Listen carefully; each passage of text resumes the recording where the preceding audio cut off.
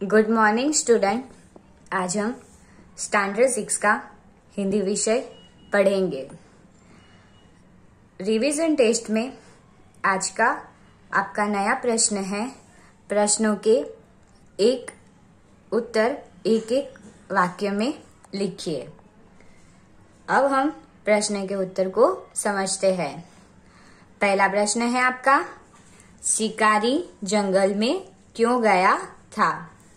अब जब हमने कहानी पढ़ी थी तब हमने दयालु शिकारी वाली तब हमने इसमें समझा था और पढ़ा था कि शिकारी को हिरनी का मांस खाने की इच्छा हुई थी, इसीलिए वो जंगल में शिकार करने गया था। तो उत्तर आएगा, शिकारी जंगल में गया क्योंकि शिकारी को हिरन का मांस खाने की इच्छा हुई थी। आगे का प्रश्न देखते हैं, हिरनी देखने में कैसी थी। अब हमने वो भी पढ़ा है। उत्तर आएगा, हिरनी देखने में मोटी ताजी थी। आगे का प्रश्न है, शिकारी की गोली हिरनी को कहाँ लगी थी। अब हमने क्या देखा था कि शिकारी जंगल में शिकार करने गया और शिकार करने के लिए वो पेड़ के पीछे छिप गया। जैसे उसने हिरनी को देखा तो उसने शिकार करने के लिए बंदूक में से गोली चलाई। अब बंदूक की गोली की आवाज सुनकर दूसरे हिरन और जो प्राणी थे वो इधर उधर भागने लगे। अब उसमें क्या हुआ, हिरनी के टांग में गोली लग गई। टांग में गोली लगने की वजह से उसकी आंखों में से आंसू बह रहे थे। तो उत्तर आएगा, शिकारी की गोली हिरनी की टांग में लगी थी। आगे का प्रश्न है, क्या देखकर शिकारी को पछतावा हुआ। अब क्या देखकर शिकारी को पछतावा हुआ था, क्योंकि हिरनी की टांग में गोली लगी थी और आंखों में से आंसू बह रहे थे और हिरनी ने एक शावक को यानी कि एक छोटे बच्चे को यानी कि शावक को, हमने देखा था कि पशु हो या पक्षी उसके बच्चे को क्या बोलते हैं, शावक। तो उसने एक शावक को जन्म दिया था। उत्तर लिखेंगे, हिरनी की आंखों में से आंसू देखकर शिकारी को पछतावा हुआ। आगे का प्रश्न है, शिकारी हिरनी को कहाँ ले गया। अब हिरनी की टांग में गोली लगी थी, दर्द से तड़प रही थी, आंखों में से आंसू आ रहे थे। तो शिकारी हिरनी को कहाँ ले गया था, अस्पताल ले गया था। पर अस्पताल भी किसके अस्पताल ले गया था वो लिखना है। तो उत्तर आएगा, शिकारी हिरनी को पशुओं के अस्पताल ले गया। आगे का प्रश्न है, हिरनी को आराम कैसे मिला। अब हिरनी को कैसे आराम मिला था, तो लिखते हैं, डॉक्टर के इलाज से हिरनी को आराम मिला। आगे का प्रश्न है, शिकारी ने हिरनी के साथ कैसा व्यवहार किया, क्यों।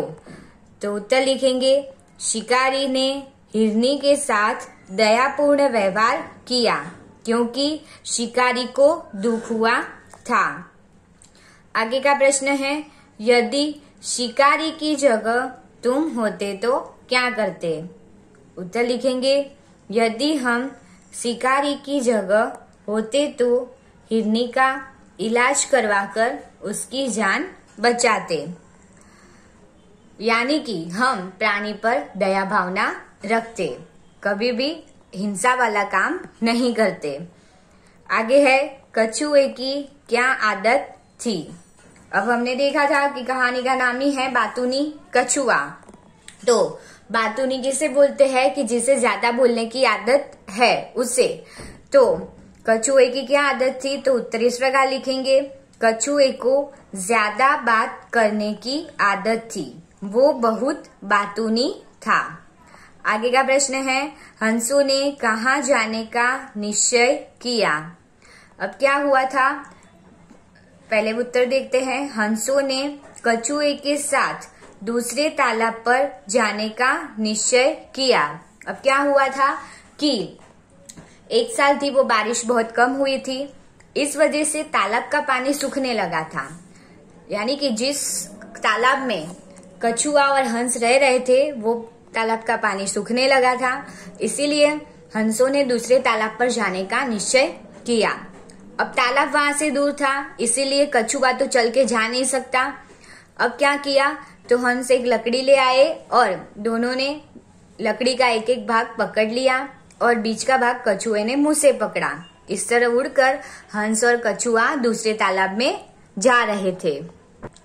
आगे का प्रश्न है, कछुए ने मुंह से लकड़ी का कौन सा भाग पकड़ा। अभी मैंने बताया कि कछुए ने मुंह से लकड़ी का कौन सा भाग पकड़ा था, तो उत्तर आएगा कछुए ने लकड़ी से बीच का भाग पकड़ा। आगे है, कछुए का मुंह खुलने पर क्या हुआ। अब क्या हुआ था, हंसों ने बोलने से मना कर दिया था कि कुछ भी बोलना मत, क्योंकि जो वो बोलेगा तो मुंह से लकड़ी का वो भाग छूट जाएगा और वो नीचे गिर जाएगा। अब कछुआ बातू नहीं था, उससे तो रहा नहीं गया, क्योंकि लोग उसके देखने आ रहे थे, तो वो बोल पड़ा और मुंह से लकड़ी छूट गई, नीचे गिर गया और मर गया। उत्तर देखते हैं, कछुए का मुंह खुलने पर लकड़ी छूट गई और वह जमीन पर गिर गया। आगे का प्रश्न है, कौवे ने पानी की तलाश क्यों की। अब बुद्धिमान कौवा वाली कहानी है, उसमें क्या हुआ था, कौवे को खूब प्यास लगी थी, तो उत्तर आएगा कौवे ने पानी की तलाश की क्योंकि उसे बहुत प्यास लगी थी। आगे का प्रश्न है, कौवा घड़े का पानी क्यों नहीं पी सका। अब क्या हुआ था, वो झोपड़ी उड़ते उड़ते झोपड़ी के पास पहुंचा, वहां उसने क्या देखा, एक घड़ा देखा था। अब घड़े में उसने अपनी चोंच डाली तो पानी नहीं पी, क्योंकि घड़े में पानी था वो बहुत नीचे था, क्योंकि कम था पानी इसीलिए वो नीचे था। अब इसीलिए वो घड़े का पानी नहीं पी सका था, तो उत्तर आएगा घड़े में पानी बहुत नीचे था, इसीलिए घड़े का पानी नहीं पी सका। आगे का प्रश्न है, कौवे ने घड़े के पास क्या देखे। क्या देखे थे, आप लोगों को पता है। उत्तर आएगा कौवे ने घड़े के आसपास कंकड़ देखे। आगे का प्रश्न है, घड़े में कंकड़ डालने पर क्या हुआ। उत्तर लिखेंगे, घड़े में कंकड़ डालने पर नीचे का पानी घड़े के मुंह तक आ गया। आगे का प्रश्न है, कौवे ने अपनी प्यास कैसे बुझाई।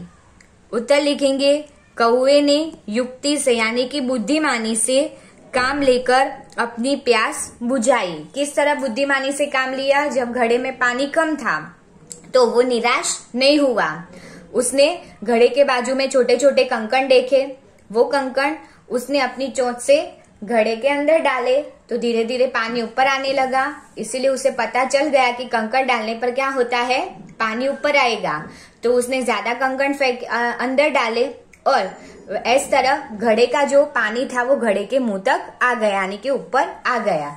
इस तरह कौवे ने पानी पीकर अपनी प्यास बुझाई। तो उसने क्या किया था कि जब उसे जरूरत थी पानी की तो बुद्धिमानी से काम लिया, निराश होकर थक कर नहीं बैठ गया, यानी कि उसने हार नहीं मानी। आगे का प्रश्न है, कौवे ने घड़े का पानी पीने के लिए क्या युक्ति की। उत्तर है, कौवे ने घड़े में कंकड़ डाले, उसी के कारण नीचे का पानी घड़े के मुंह तक आ गया। इस युक्ति से कौवे ने घड़े का पानी पी लिया।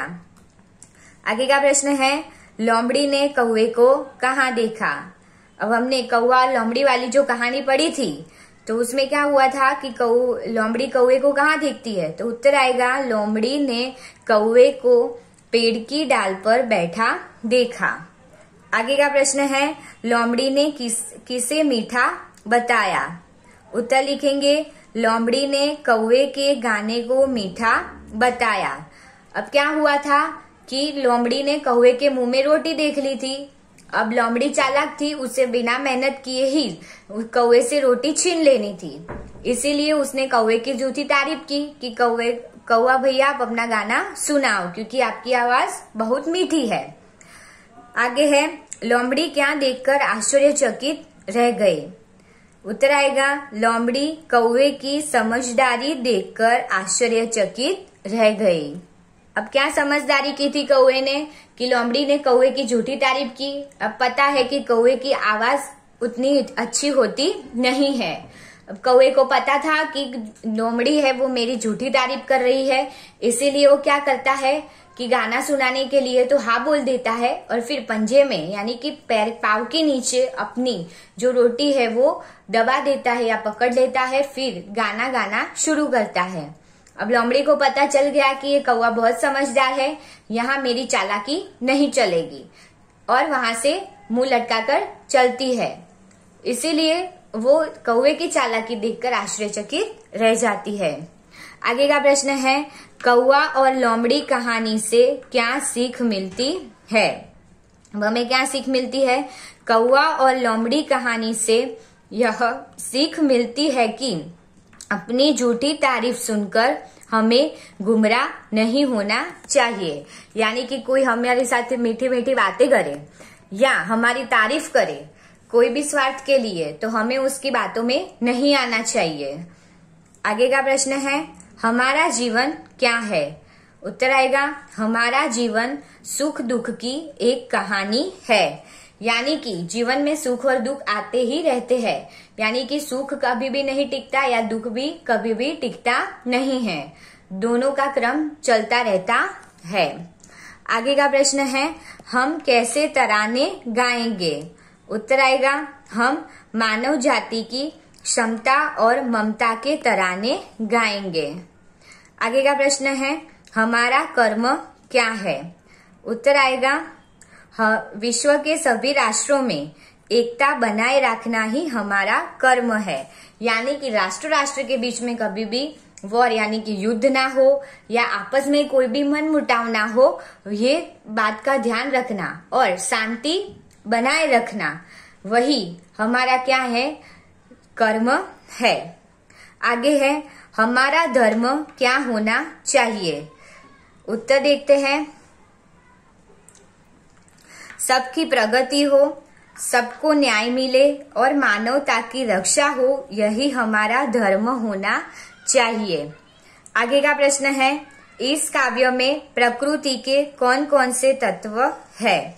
अब कौन कौन से तत्व है तो उत्तर लिखेंगे, इस काव्य में प्रकृति के तत्व चंद्रमा, सूर्य, भूमि, आकाश, हवा और पानी है। किस काव्य की बात की गई है? एक जगत एक लोक काव्य की बात की गई है। तो उसमें कौन कौन से प्रकृति के तत्व आते हैं वो प्रश्न हमें किया गया है। तो कौन कौन से आते हैं कि चंद्रमा यानी चंद्र, सूर्य, भूमि यानी कि धरती, आकाश और हवा पानी की जो तत्व है वो हमारे प्राकृतिक तत्व है। आगे का प्रश्न है, नन्ही कौन थी? तो नन्ही कौन थी? तो नन्ही एक बतख थी, यानी कि बतख का नाम था नन्ही। आगे का प्रश्न देखते हैं, बिच्छू ने नन्ही से क्या प्रार्थना की? अब बिच्छू क्या कहाँ फंस गया था? दलदल में फंस गया था। अब वो वहां से बाहर नहीं निकल सकता था और उसके प्राण संकट में पड़ गए थे। तब वहां से नन्ही निकलती है तो वो नन्ही से क्या करता है? बचाने के लिए प्रार्थना करता है। तो उत्तर आएगा, बिच्छू ने नन्ही से प्रार्थना की, बहन मुझे बचा लो। आगे का प्रश्न है, नन्ही ने माँ के सामने क्या निश्चय किया? क्या निश्चय किया था? नन्ही ने माँ के सामने यह निश्चय किया कि वह बिच्छू की गंदी आदत छुड़ाकर रहेगी। क्यों गंदी आदत छुड़ाकर रहेगी? कि बिच्छू ने क्या किया था? जब नन्ही ने बिच्छू को बचाया दलदल में से और सूखे स्थान पर रखा तो क्या हुआ कि बिच्छू ने उसे डंक मार दिया। उसको धन्यवाद तो नहीं बोला पर उसकी जगह उसको डंक मार दिया। नन्ही को बहुत पीड़ा हुई, वो तड़प उठी, घर जाके माँ से बोलती है तो माँ उसे समझाती है कि बेटा बिच्छू अपनी गंदी आदत का गुलाम है, हमें ऐसी बातों को नहीं देखना चाहिए, हमें हमेशा क्या करना चाहिए? भला ही करनी चाहिए। तब नन्ही बोलती है कि भले बिच्छू की आदत ऐसी हो पर मैं ऐसी गंदी आदत छुड़ाकर रहूंगी। आगे का प्रश्न है, नन्ही ने क्या सोचकर बिच्छू को दोबारा जीवनदान दिया? उत्तर लिखते हैं, नन्ही ने यह सोचकर बिच्छू को दोबारा जीवनदान दिया कि शायद अब उसने डंक मारने की गंदी आदत छोड़ दी होगी। अब दूसरी बार बिच्छू के क्या होते हैं, प्राण संकट में पड़ जाते हैं, यानी कि पानी की धारा यानी कि पानी की बहाव में बिच्छू फंस जाता है। तब उसे फिर से नन्ही की याद आती है, क्योंकि पहली बार भी उसको नन्ही ने बचाया था। फिर वो नन्ही को पुकार लगाता है। नन्ही थोड़ी देर तो बिच्छू की जान बचाने के लिए हिचकिचाती है, क्योंकि वो सोचती है कि शायद फिर से बिच्छू मुझे डंक मार देगा। पर क्या होता है, फिर भी नन्ही का काम था भलाई करना, समझदार थी, इसीलिए वो बिच्छू को फिर से बचाती है और उसे लगता है कि उसने डंक मारने की आदत छोड़ दी होगी। तो उत्तर आएगा, नन्ही ने यह सोचकर बिच्छू को दोबारा जीवन दान दिया कि शायद अब उसने डंक मारने की गंदी आदत छोड़ दी होगी। आगे का प्रश्न है, बुरे व्यक्ति को हम सही रास्ते पर कैसे ला सकते हैं? उत्तर लिखते हैं, बुरे व्यक्ति के साथ बार बार भलाई करके हम उसे सही रास्ते पर ला सकते हैं। यानी कि इंसान भले ही जितना बुरा हो, पर हमें कैसा उसके साथ बर्ताव करना चाहिए, अच्छा और भलाई वाला बर्ताव करना चाहिए। गंदे इंसान के साथ गंदा व्यवहार नहीं करना चाहिए। आगे का प्रश्न है, समझदार नन्ही कहानी से हमें क्या सीख मिलती है?